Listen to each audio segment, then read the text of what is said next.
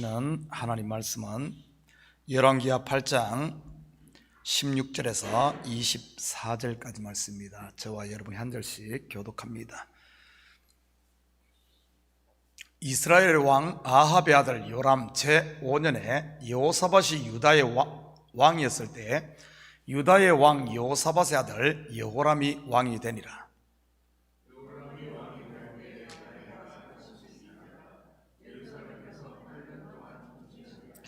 그가 이스라엘 왕들의 길을 가서 아합의 집과 같이 하였으니 이는 아합의 딸이 그의 아내가 되었습니다. 그가 여호와 보시기에 악을 행하였으나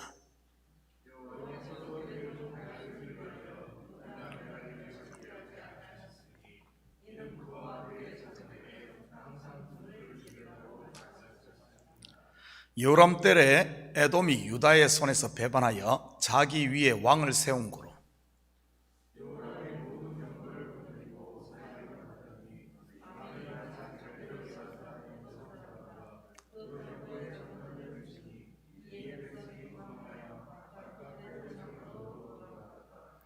이와 같이 에돔이 유다의 수하에서 배반하였더니 오늘까지 그러하였으며 그때 림나도 배반하였더라.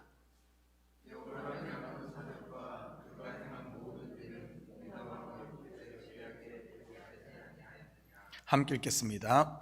요람이 그의 조상들과 함께 잠에 그의 조상들과 함께 다윗성에 장사되고 그의 아들 아하시아가 대신하여 왕이 되니라.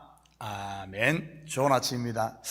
오늘 본문은 남유다의 왕인 여호람에 대해 소개하고 있습니다. 그는 부왕 여호사밧의 뒤를 이어 왕이 되었지만 대체적으로 선정을 베푼 부왕과는 달리 여호와 보시기에 악을 행한 왕입니다. 그 이유에 대해 성경기자는 북이스라엘의 왕 아합의 딸과의 결혼을 들고 있습니다. 우리가 공부해서 알다시피 아합 왕 또한 그의 아내 이세벨로 인해 이스라엘 전체를 우상 숭배의 죄에 빠뜨린 대표적인 왕입니다. 사실 이스라엘이 남유다와 북이스라엘로 갈라지게 된 빌미를 제공한 솔로몬을 타락시킨 사람도 다름 아닌 그의 아내들이었지요. 이러한 연유로 해서 일찍이 하나님께서는 이방 여인과의 결혼을 금했습니다. 확인합니다. 신명기 7장 3절 4절입니다. 또 그들과 혼인하지도 말지니 내 딸을 그들의 아들에게 주지 말 것이요 그들의 딸도 내 며느리로 삼지 말 것은 그가 내 아들을 유혹하여 그가 여호와를 떠나고 다른 신들을 섬기게 하므로 여호와께서 너희에게 진노하사 갑자기 너희를 멸하실 것임이니라. 이방 여인과의 혼인을 금한 이유가 무엇입니까? 바로 아내들로 인해 다른 신들을 섬기게 하는 것 때문입니다. 앞에서 언급한 솔로몬이나 아합 그리고 여호람처럼 말이지요. 그런데 성경을 보면 예수님의 족보에 오른 여인들 중 이방 여인이 여럿 있음을 우리는 보게 됩니다. 바로 유다의 며느리로서 나중에 시아버지 유다의 아들을 낳은 다말입니다. 그녀는 가나안 족속이었지요. 그뿐 아니라 기생 라합도 멸망받은 여리고성 사람으로 아모리 족속이었고요. 그리고 한 명 더 있지요. 모압 여인 룻입니다. 그런데 성경은 이들에 대해서는 침묵하고 있습니다. 저도 가끔 청년들에게 이런 질문을 받습니다. 목사님, 믿는 사람은 믿지 않는 사람과 결혼하면 안 되나요? 하고 말이지요. 성경에서 하지 말라고 했으니 무조건 하지 마세요, 이렇게 답변을 해야 하나요? 아니면 결혼을 해서 전도해야지요 라고 대답을 해야 할까요? 우리가 성경을 겉으로만 보다 보면 이런 딜레마에 빠지게 됩니다. 그렇다면 성경에서 이방 여인과 결혼을 금한 가장 큰 이유가 무엇일까요? 그리고 그 속에 담긴 진의는요, 구속사적 의미 말이지요. 먼저는 신명기에서 언급한 다른 신을 섬기는 것입니다. 그런데 이방 여인 룻이나 기생 라합 같은 경우는 반대로 그 여인들이 결혼하고 이스라엘의 하나님 여호와를 섬겼지요. 그렇다면 구속사에서 여인이 가져온 이방신을 그녀의 남편이 섬긴다는 의미는 무엇을 말하는 것일까요? 성경에서 여자는 크게 두 가지를 비유합니다. 그 첫째는 그리스도의 신부인 교회 곧 성도를 여자라고 일컫지요. 그래서 모든 성도들은 남자가 아닌, 남자는 오직 그리스도 예수 한 분이고 모든 성도는 여자인 것입니다. 그리고 두 번째는 이 여자, 성경에 나오는 여자는 언약을 말합니다. 물론 언약에는 옛 언약인 행위 언약과 언약인 이 곧 율법과 새 언약인 은혜 언약이 있습니다. 확인합니다. 갈라디아 4장 22절에서 26절입니다. 기록된 바 아브라함에게 두 아들이 있으니 하나는 여종에게서 하나는 자유 있는 여자에게서 났다 하였으며 여종에게서는 육체를 따라 났고 자유 있는 여자에게서는 약속으로 말미암았느니라. 이것은 비유니 이 여자들은 두 언약이라. 하나는 시내산으로부터 종을 낳은 자니 곧 하갈이라. 이 하갈은 아라비아에 있는 시내산으로서 지금 있는 예루살렘과 같은 곳이니 그가 그 자녀들과 더불어 종노릇하고 오직 위에 있는 예루살렘은 자유자니 곧 우리 어머니라. 그렇다면 여기서 이방 여인은 누구를 지칭하는 것일까요?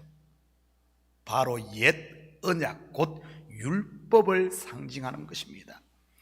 신랑 되시는 예수 그리스도의 새 언약 곧 은혜로 구원받은 성도가 옛 언약인 율법의 행위로 돌아가는 것이 바로 이방 여인과 결혼하는 것입니다. 우리는 이러한 사실을 아브라함이 그 아들 이삭을 위해 아내를 얻는 과정에서도 확인할 수가 있습니다. 먼저 그는 가나안 족속 가운데서 아내를 취하지 않고 자기 동족에게서 아들 이삭의 아내를 찾아 데려오라고 종을 보냅니다. 그때 종이 여자가 오지 않으려고 하면 아들을 데리고 갈까요? 하고 아브라함에게 묻지요. 그런데 아브라함은 절대 아들을 데리고 가지 말라고 합니다. 다시 말해 옛날 곧 율법으로 돌아가지 말라는 말이지요. 결국 그 종은 메소포타미아로 가서 버두엘의 딸 리브가를 데리고 와서 이삭의 아내가 되지 않습니까? 사실 구속 역사로 보면 저와 여러분은 한때 모두가 율법의 딸이었고 율법이라는 남편과 결혼한 율법의 아내였던 것입니다. 우리는 모두 이방인이었던 것이지요.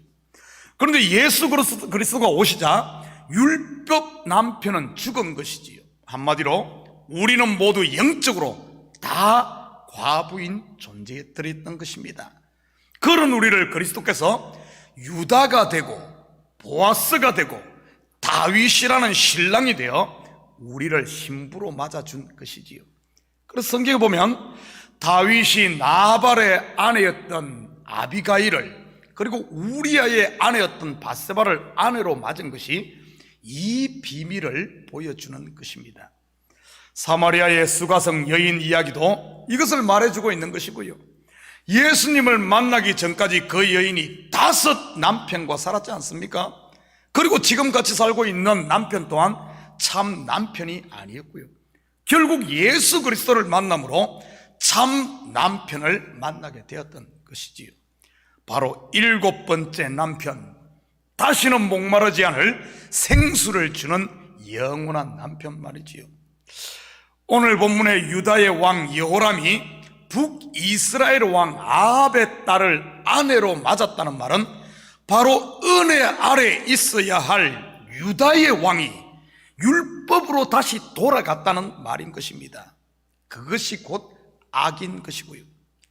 성경은 남유다는 다윗의 후손이 영원한 왕이 될 은혜 언약 아래 있음을, 그리고 10지파인 북이스라엘은 율법 아래 있는 행위 언약을 보여주는 것입니다.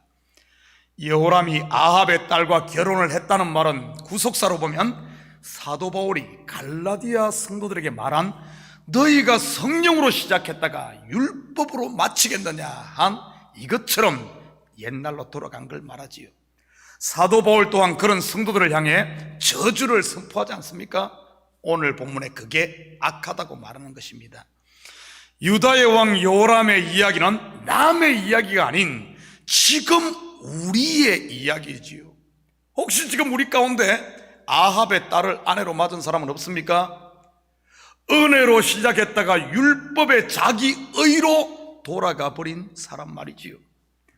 성경은 단순히 믿는 사람과 결혼해도 된다 안 된다에 이런 세상 끝을 말하는 게 아닙니다. 겉으로 보면 세상 끝을 말하는 것 같지만은 조금만 뒤에 이 속을 보면은 바로 하늘의 것을 다 말하고 있는 것이지요. 그걸 못 보니까 전부 성경을 우리 일상에 여기다 갖다가 하는 겁니다. 물론 처음에는 이 보이지 않는 게 보이지 않기 때문에 그때 것인 율법으로 시작을 하지만 그곳에만 머물면 안 됩니다. 성장해야지요. 그러면 그런 것에서 자유하게 되는 것입니다. 나는 이미 결혼했으니 여기서 자유롭다고 생각하십니까? 천만에요.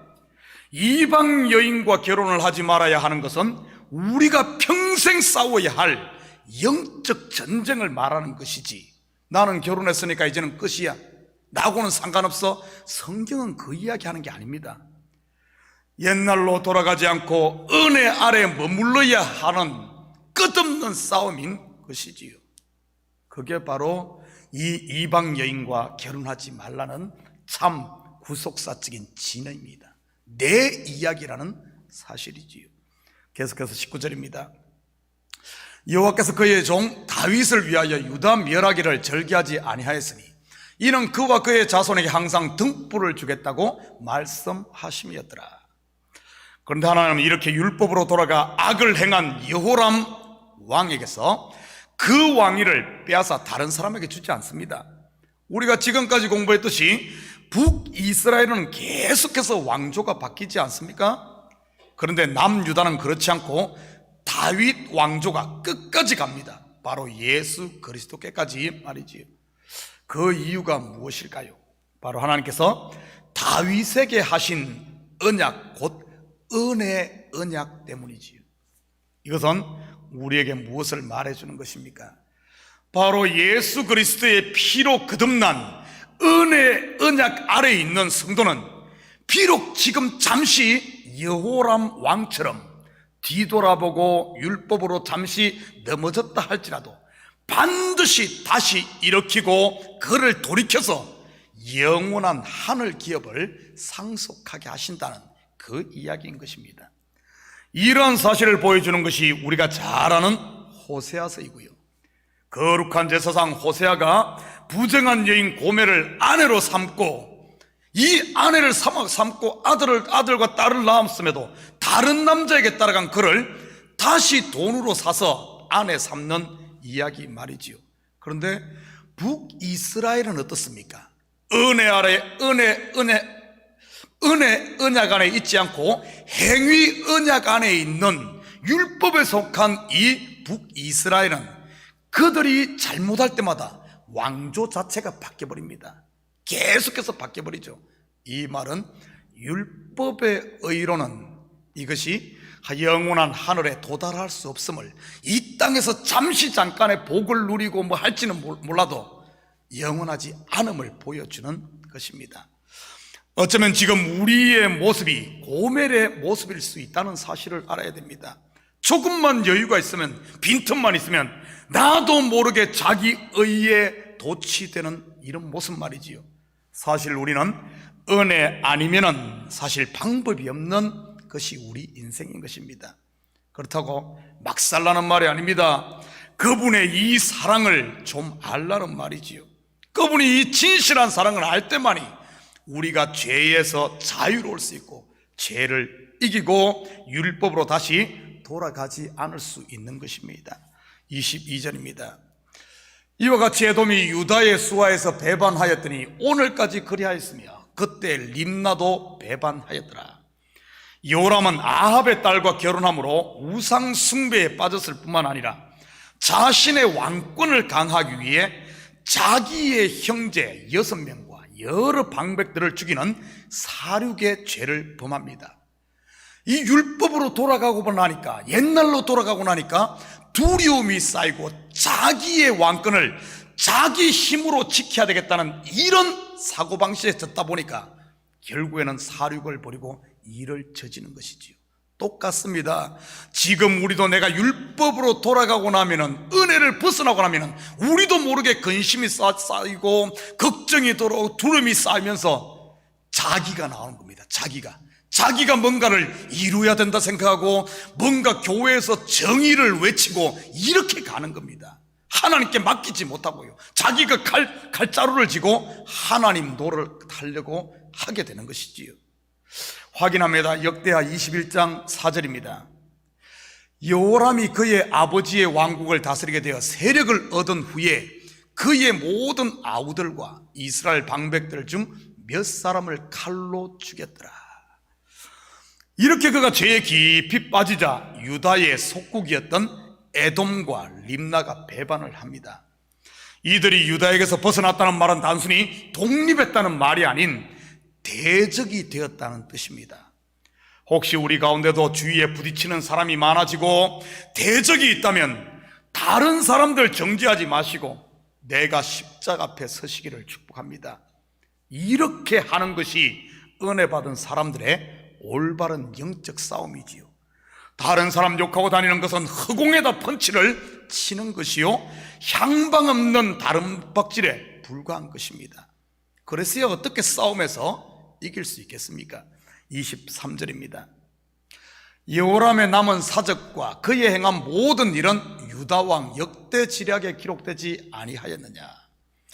열왕기서를 공부하며 계속 반복되어 나오는 구절이 바로 이 구절입니다. 남은 사적과 행한 모든 일은 유대왕 역대 지략에 기록되었다. 무슨 말입니까? 이 말은 성경에 기록된 왕들의 이야기는 단순히 왕의 업적을 소개하는 것이 아니라는 말입니다. 그런 업적이나 왕의 일은 성경이 아닌 유다왕 역대지략이라는 다른 책에 기록했다는 말이지요. 그렇다면 성경에 기록된 이야기는, 왕들의 이야기는 무엇을 말하는 것일까요? 바로 저와 여러분을 구원하기 위한 구속사, 곧 하나님의 일하심을 말하는 것이라는 사실이지요. 다시 말해 예수 그리스도를 통한 구원의 비밀을 이야기하고 있다는 사실입니다. 그래서 성경에 나오는 왕들의 이야기를 통해 우리도 저 왕들처럼 착하게 살다든지 아니면은 저들처럼 살지 말자라는 교훈으로 봐서는 안 된다는 사실입니다. 그런데 지금까지 우리가 성경을 어떻게 봤습니까? 이 왕이 선하게 살았으니 우리도 그렇게 선하게 살자, 이 왕은 악하게 살았으니 저렇게 살지 말자, 이렇게 보지 않았나요? 성경은 그 이야기 하는 게 아닌데 말이지요. 전부 하나님이 이 성경에 기록된 이야기, 왕들의 이야기는 하나님의 언약이 어떻게 성취되어 가는지를 보여주는 하나님의 이야기라는 사실입니다. 우리가 본받고 본받지 않을 이런 이야기, 그 이야기는 유대왕 역대지략에 따로 기록되었다는 겁니다. 성경은 그런 거 이야기하는 게 아니라는 것을 말하는 게 이 구절입니다. 사랑하는 성도 여러분, 오늘 하루도 하나님께서 독생자 예수 그리스도를 통해 주신 이 영생의 복을 누리시고 아합의 딸과 같은 세상이 먹음직하고 보암직도 하고 지혜롭게 할 만큼 탐스럽게 보이며 우리를 유혹한다 할지라도 율법에서 난 자기 의로 다시 돌아가지 마시고 끝까지 우리 자신을 은혜 안에 거하게 함으로 하나님이 주신 우리 마음에 하나님 나라 은혜와 평강의 복을 누리며 유지하며 또 이것을 전하며 사는 이런 복된 하루가 되시기를 주님의 이름으로 축복합니다. 같이 기도하십시다. 사랑의 아버지 하나님, 참으로 감사드립니다. 아버지 하나님, 끊임없이 우리를 부르는 이 세상의 유혹에 나도 모르게 아버지 하나님 옛날로 돌아가고 있지는 않습니까? 내 눈이 높아져 있지는 않습니까? 내 의를 자랑하고 싶어 하고 있지는 않습니까? 아버지 하나님, 모든 것이 하나님의 은혜로 되어졌고 그 아들 예수 그리스도의 피로 말미암아 되어졌음에도 다시 그 피를 아버지 날 무시하고 예수 그리스도를 십자가에 다시 못 박는 이런 행위는 하고 있지 않은지 우리 자신을 점검케 하시고 처음부터 끝까지 아버지 하나님 우리 속에는 은혜만 남고 예수 그리스도만이 남는 이런 온전한 믿음으로 살아갈 수 있도록 우리 주님 축복하여 주시옵소서. 오늘 하루도 아버지 하나님 발걸음 발걸음마다 나를 통해서는 그리스도의 향기만 나게 하시고 생명의 향기만을 풍기는 아버지 하나님 정인들, 작은 예수로 사는 우리 식구들 되게 도와주시옵소서. 감사드리며 예수님의 이름으로 기도드립니다. 아멘.